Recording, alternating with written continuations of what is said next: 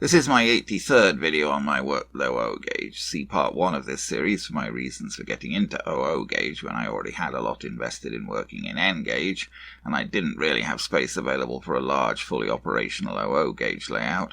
Also see my lengthy series on my N gauge railway modelling for smaller and more complex scenery and smaller scale trains running. This part will be devoted to 3 very old locomotive models that I picked up recently from British model trains in Cambridge, Ontario. I did preview these locos a couple of videos back in part 79 when I just brought them home. Now I'm going to get them cleaned up a bit as needed and then get them running, first on the rolling road and then on my Hornby layout. Here are the locos as I first brought them home. Nigel of British Model Trains had basically checked out and serviced their mechanisms, so they were essentially now known to run. All of these models have simplex couplings rather than tension lock couplings, so we can pretty much know that they date back to Hornby 00 days or not too long after. The top loco is a Triang R251 Dealey 3F. Not an uncommon model, as Triang sold quite a lot of these between about 1958 and 1968. Of course, they're not all still around now. For some reason, Triang packaged them with just the loco itself in one box and the tender separately in its own box. Presumably due to this, these locos often turn up without their original tenders. And this is true of this one, but in this case someone has substituted a rather nice kit-built tender, which actually improves the model. The model's also been repainted and renumbered. The running number is actually not correct for a Dealey 3F. LMS 7895 was a Cook tank engine, but doubtless this renumbering was done quite some time ago before the internet was available to aid so much in our research. The centre loco is probably the oldest model, being a Hornby 00 two-rail Ginty 3F tank engine. I was actually struck by how little has changed between this and the latest Hornby Gintys. Of course, the latest ones have different motors and there's more external detail, but the chassis is still very similar, with the drive gears sticking out in the middle of the bottom and pickup depending on wipers on the front and back wheels on one side. The front loco is a Wren item, and unlike the others, unmodified as far as I can see. Wren sold this labelled just as 264 Tank LMS. In fact, I believe it's from a Hornby tooling for a British Railways standard Class 4 tank. But of course that would have never appeared in LMS Crimson livery. The running number, 2679, would make it a Fairburn tank built for the LMS in 1947, just before nationalisation, which also almost certainly never appeared painted crimson. I think I'll just pretend that it's a Stanier tank built in the mid-1930s, which might just possibly have been painted crimson. Certainly the original Fowler 4P version of this design appeared sometimes in crimson, but that had a parallel boiler, so there's no way this model could pass for one of those even from a distance. The Wren tank engine had some rather nasty white spots on it that I really wanted to clean off, if at all possible. I couldn't tell what I was dealing with here. Could be white paint, could be some other substance. The loco body is made from metal, so I wasn't going to damage that, but the challenge, of course, was to remove the white spots without damaging the underlying crimson paint. I dithered a bit here, considering just gentle scraping, but I decided that wiping with some solvent that wasn't likely to dissolve the paint was probably the best bet. I used IPA on a cotton bud, and with a bit of persistent wiping I was able to remove the white splotches, apparently without any damage to the original paint. Here's the top of the loco body with most of the spots removed. On the dome was something I obviously couldn't wipe off, a substantial chip out of the paint. I didn't see any remedy for this other than to attempt retouching. I used British crimson enamel with a bit of black mixed into it to darken it. The retouch seems to stand out badly here, but this was taken immediately when it was still wet and with a flash. I think once it dries it will be a definite improvement over just leaving the chip. So now on to running, first on the rolling road and then on my Hornby layout.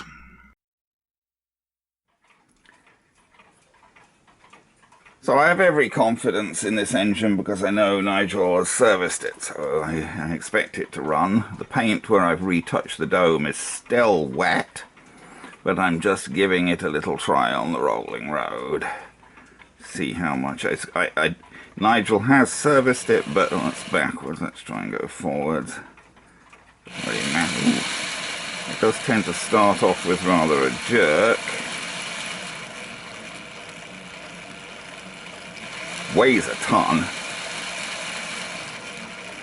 Which I suppose helps it to contact, but there you go. Well, that's about as slow as I can get it to go. The valve gear is quite complex, but a bit on the crude side, a bit on the hefty side. It doesn't exactly look scaled, does it? I mean, they've duplicated all of the valve gear. They've even duplicated the actual valve rod running in there, which you'll find on many Locos, even the most latest Hornby releases, on Bachmann releases. You get this, but they don't bother to duplicate this rod that actually runs in there to operate the valve. So they've duplicated all the bits of the valve gear very much, but it's really all much too hefty for scale. Maybe not so much the coupling rods, they would be fairly hefty, but the valve gear is definitely too chunky for scale. Let's try and go backwards. Ooh.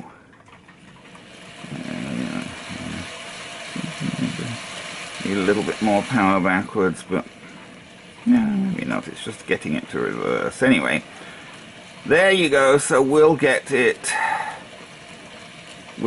on the layout, and it's going to be a little hard to hook it up with a train since it's got simplex couplings, and I don't have any. If I want to hook it up to a passenger train, I don't own any coaches with simplex couplings.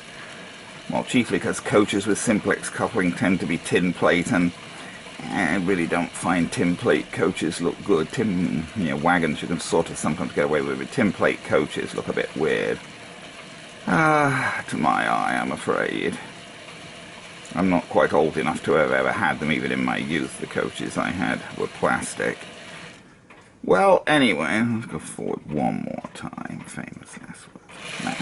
It is a little, to get it to start going in the opposite direction, you seem to have to give it a little bit more power. We'll see how it works on the duet. This is not the duet here, this is some old Bachmann controller.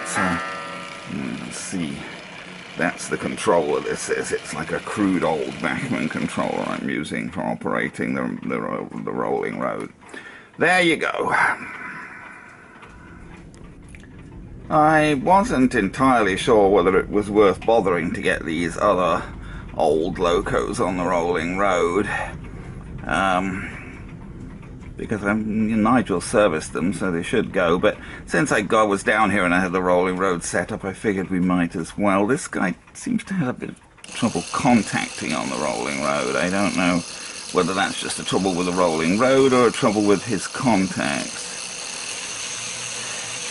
I did try him on a piece of track, and he seemed to work better than on the rollers, so maybe he just has trouble contacting the rollers. This is the old Hornby 00 Ginty. This is a Hornby 00 Ginty, though someone's repainted it and put new decals on it, rather iffily, even by my standards. I mean, that running number is, even I think I could maybe get that running number a bit straighter than it is, and they're just plain white, LMS, and the running number 16167. No sort of, they're not even yellow, and they're not, I don't want to go too fast, but see if we can get it to go backwards. I have a feeling it's not going to switch to going backwards too readily now. See, again, I have to see, for some reason I have to tap it to start it going. We'll see how it goes on the tracks. It is using kind of a lot of power, but then it's a very, very, very old engine.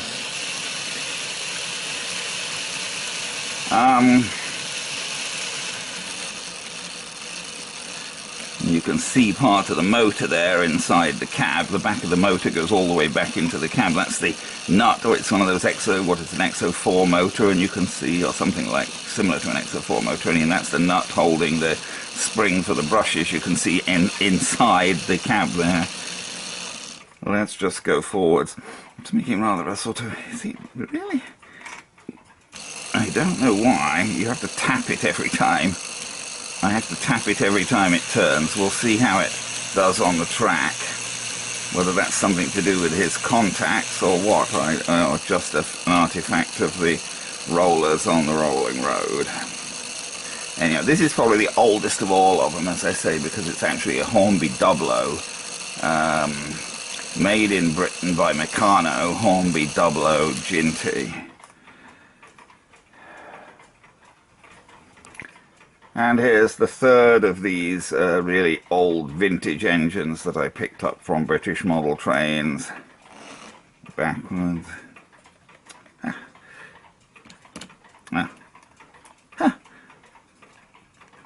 And now we won't go. I don't know. Now I can't get it to go. It was going fine before.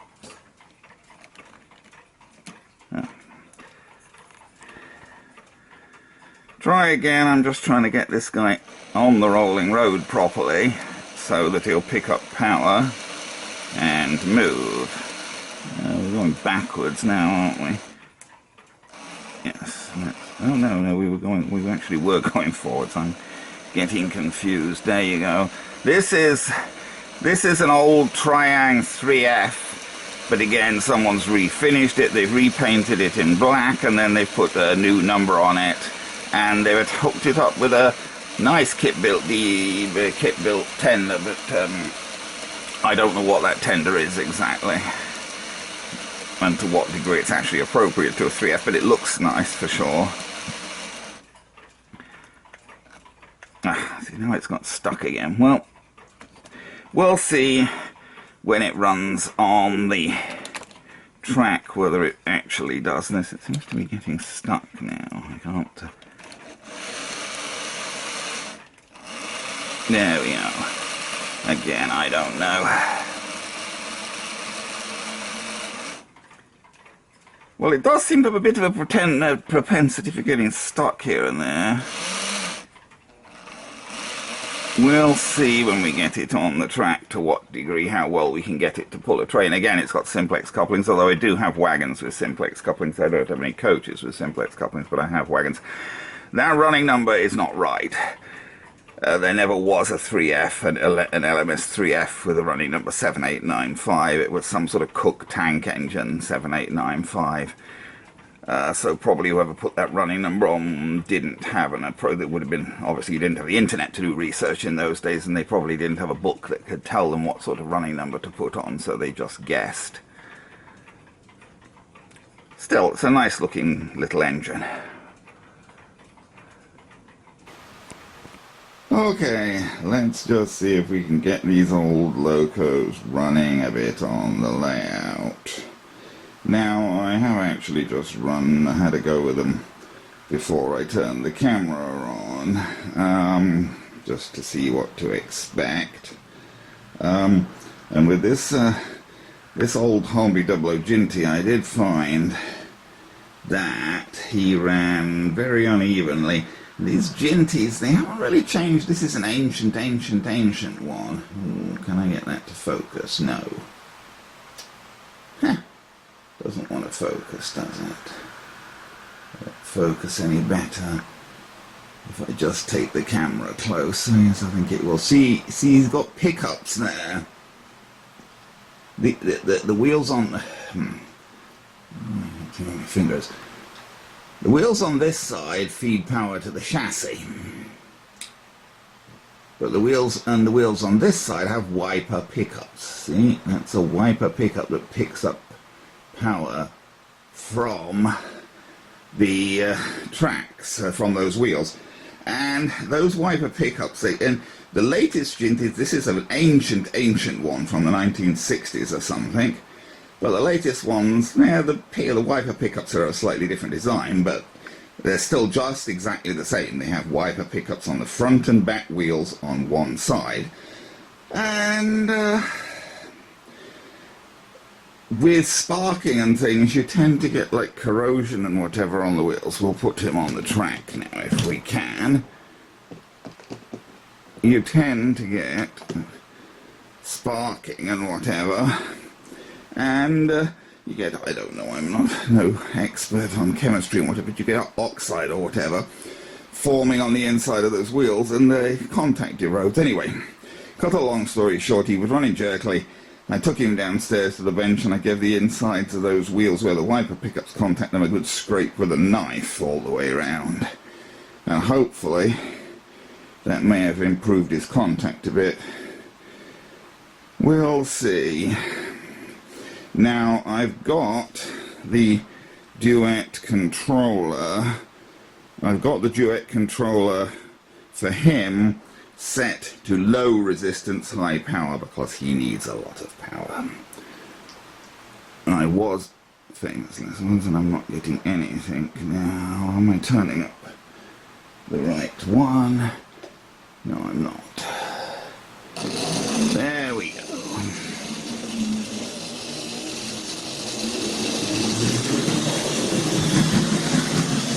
Don't want to go too fast, but I don't want to go too slowly either.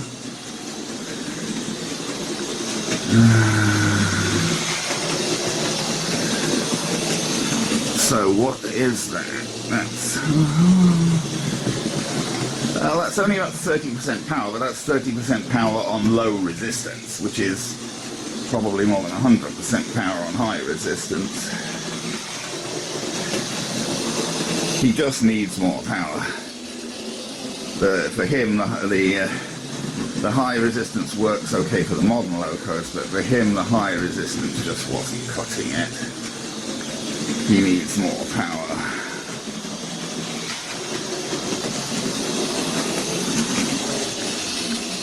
Ooh, hesitating a bit there. Certainly hesitating a lot less than he was though. Ooh, a bit there as well. Okay, let's stop him. We'll try and see maybe if we can get him to run backwards. I don't know whether that'll be... He doesn't like running backwards very much either. He likes running backwards even less than he likes running forwards, but we'll try. No, I'm not getting anything there. I don't know. Sorry, I'm trying to work. No, I'm not getting anything at all. Oh, there we go. Yeah, for some reason it seems easy to get him to run backwards if you run him forwards first and then just change him directly to backwards. Getting him to go backwards from a standing start is not easy, as you saw. I wasn't getting him to go at all, but if I run him forwards and then change him over, because there's no, on the Duet I've got to go back, take him back to zero, because there's no direction control switch. Oh, and I see the camera on my battery, the battery on my camera is running out now anyway, so we'll stop there, I guess, and I'll change the battery in the camera. Okay, whilst I was changing the battery in the camera, I took the Ginty off and railed up the 4F here with the kit-built tender. I'm leaving the power on low resistance, that is high power, because this guy also needs a lot of power. Famous last words behind me. But it needs a bit of a push even then on high power.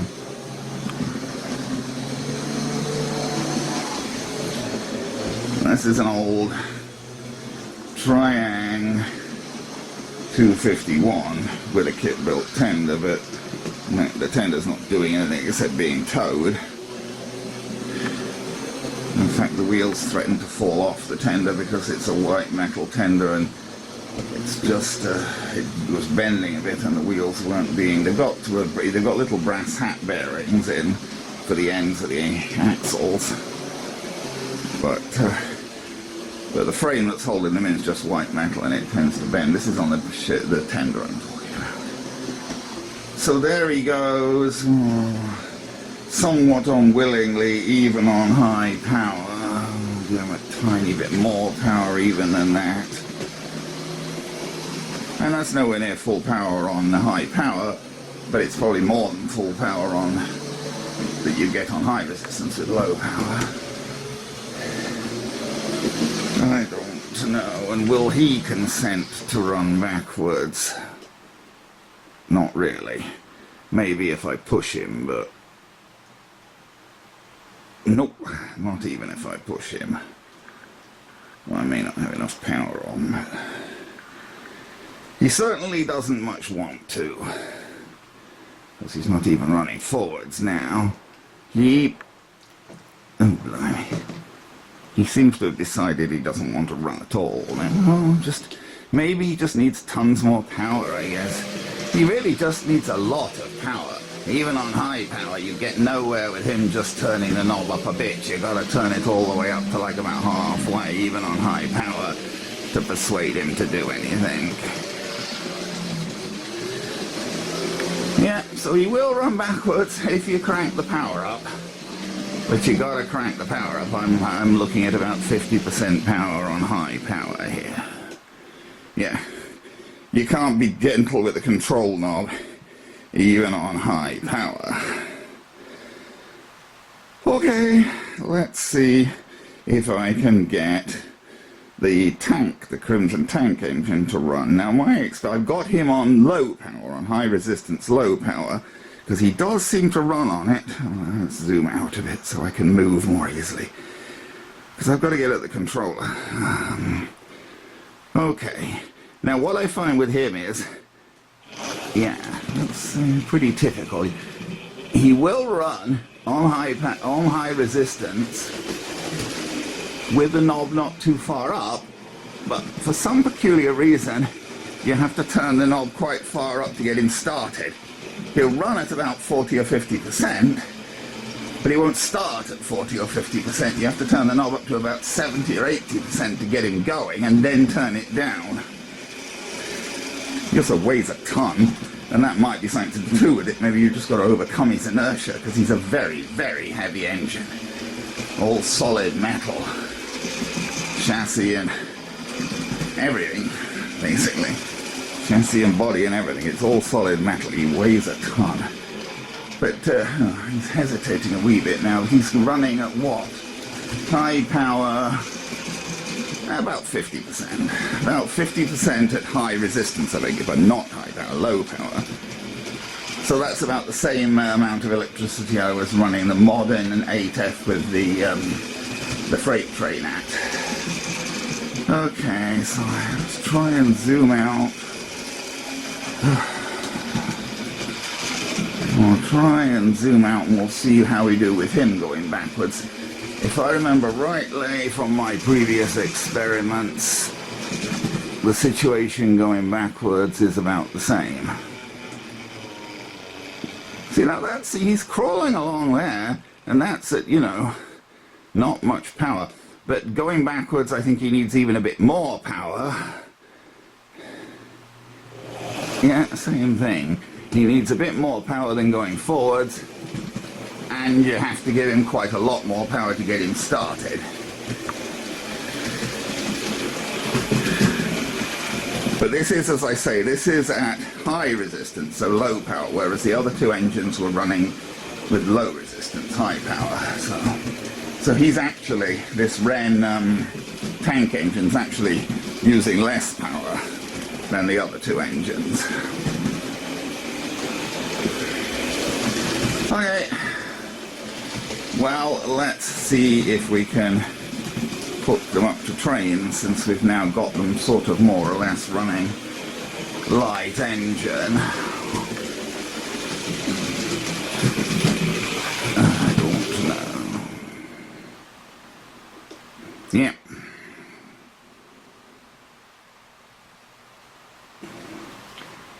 Well, of course, the problem is these old engines have simplex couplings, so trying to couple up anything to them's a bit tricky, especially him, because I don't have any coaches. If I want to couple up a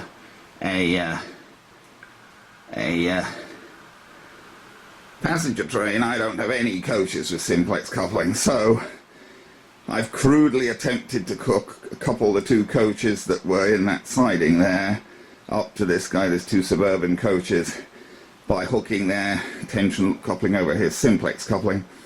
But whether I'll actually be able to get him round the track like that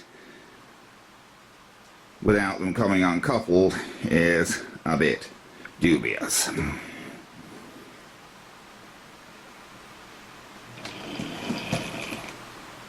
I'm trying to be gentle and he doesn't, not very keen on me being gentle. He needs a bit of a jerk to get him started.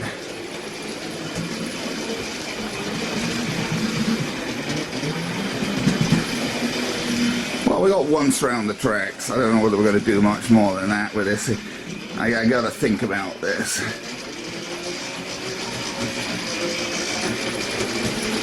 I got to think about this. We'll stop him in the station for now. He got round. He got round at least a couple of times, and there he is, stopped in the station. There we go. So now I'm going to see if I can find, I think I do have some actual Hornby 00 wagons with simplex couplings, and I'll try see if I can fish some of those out for a freight train. Okay, I've hooked up a little freight train to this guy. Now these wagons are all actual Hornby 00 wagons, except for the brake van, because I don't have a brake van. And that wagon there with the wheels in, that's a converter wagon. It's got a simplex coupling on the front and a tension lock coupling on the back, and the wheels in it are the wheels that used to be on these wagons, because they were Hornby 03 rail wagons. So if I left those wagon wheels on them, they would have shorted the tracks.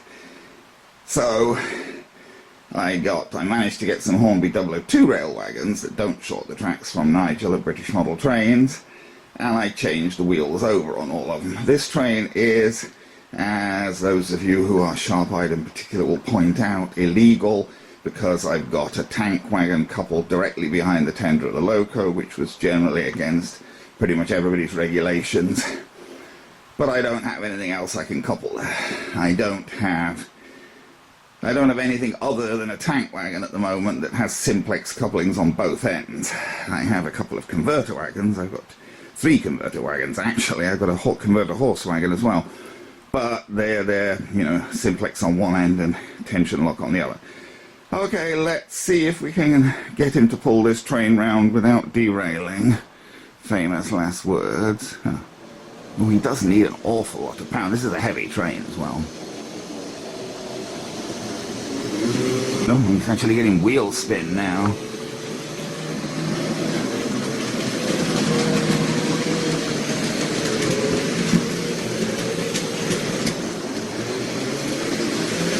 I'm glad I didn't make the train any... Whoa, whoa, whoa, whoa. Yes, and he derailed. Okay. Well, as you can imagine, these aren't the best running wagons. They're heavy metal wagons, and even with the wheels changed over, the wheels are changed over to old Hornby 002 rail wheels that still have flanges really much too big for modern rails. So, it's a bit of an exercise. And the simplex couplings don't always work that well, even with other simplex couplings. I've taken out that white Royal wagon, which was actually the one that derailed, and substituted a Shell lubricating oil wagon in the hope that that will perhaps run better. So let's zoom out and see if we can get this running and actually keep it running around the layout. I don't want to go too fast, but equally I got to give him some power so he can keep moving. We got round once. So let me see if I can zoom in on him a bit as he goes round. This is the Fowler 3F. Oh no, I think maybe Dealey 3F in fact, I guess, before John... oh dear.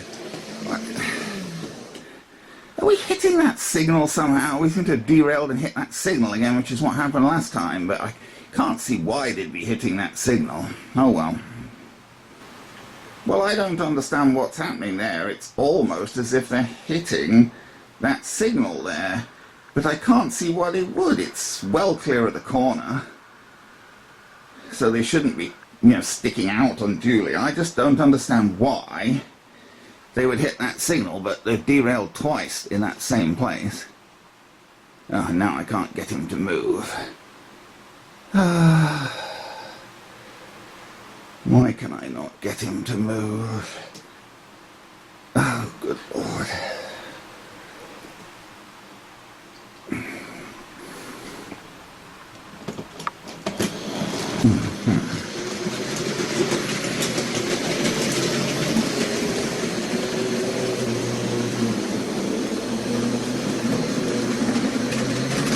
Now, are we going to derail in that same place? And if so, why, for goodness sake?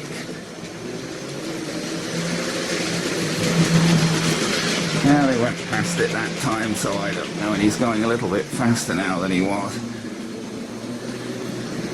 Well, I don't know. I'm not doing particularly well with getting this train to run, I must say.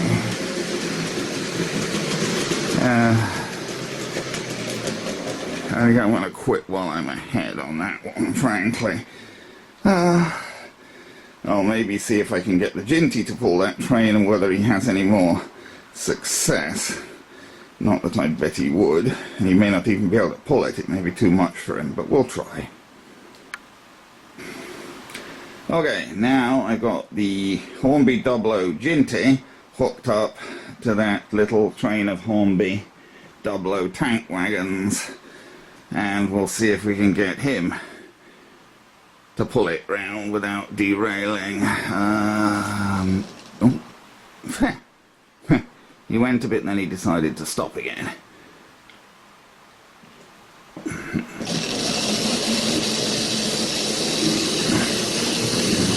I think that's still those pickups even though I cleaned the wheels.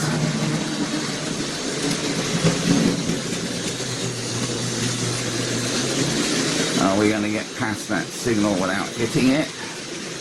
I don't know. I don't see why anyone would hit that signal. It should be far enough away from the tracks, but now he's slowing down. Why? I don't know.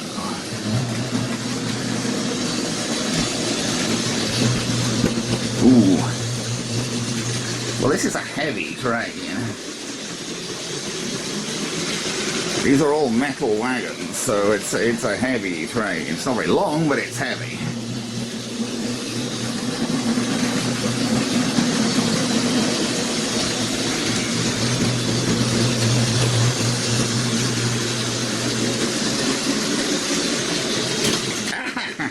See? Now they did. How did they manage to do that? How did they manage to do that?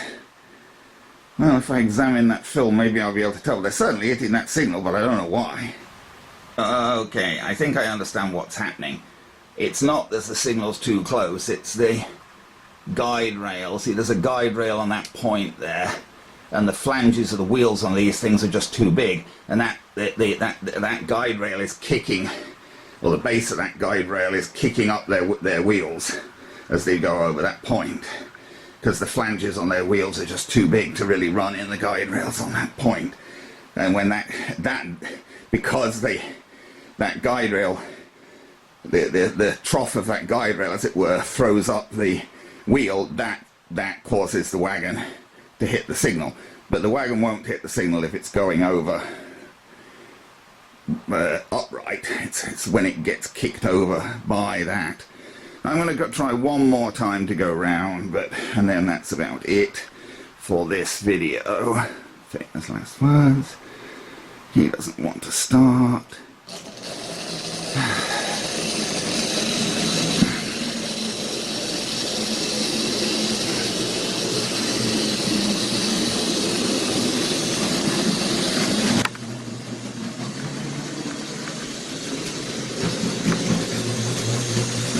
See if I can take them through there slowly, if they can get through. Oh. Well, that wasn't the intended effect. I guess in all the mess before I didn't notice that point got changed. Fat chance. I was trying to get him to go backwards, but that's very optimistic, I guess. No one knows. Those, in any case, those carriages have come loose and are touching him. Okay, one more try. Now I've sorted that mess out. Yeah, he was tangled up in the point there. The point changed. The chocks holding those coaches came loose, and the coaches drifted down to the point as well. Very unreliable speed this guy runs at. Now let's try and take him slowly past that tricky place for the point. Okay. Enough. I'm going to stop at this point. I will try and take some track level passing video of these trains, but I'm not going to try and tack this on the end of this video part because this is going to get really long already. I think we'll run that as another little bonus part on another day. So that's it for now for running these old engines and some old wagons.